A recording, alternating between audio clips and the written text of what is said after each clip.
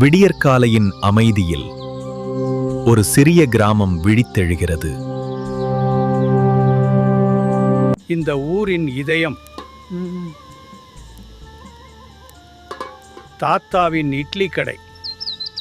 அது ஒரு சாப்பாடில்ல, அன்பின் சுவை.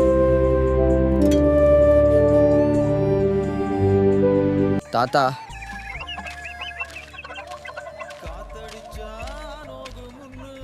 எனக்கு ரொம்ப பசிக்குது. பசிக்கு பணம் கேட்காதுப்பா.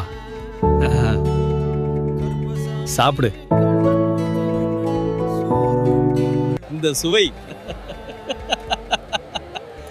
ஊரையே ஒன்று சேர்க்கிறது. ஒரு இட்லி, ஒரு நினைவு.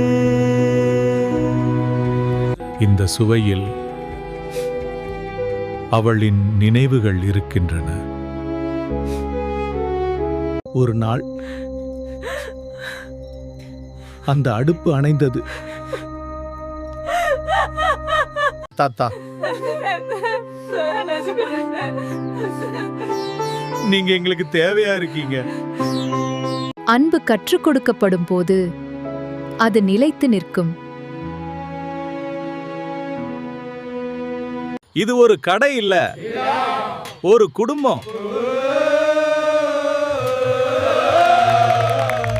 சாப்பாடு சூப்பரா இருக்கு.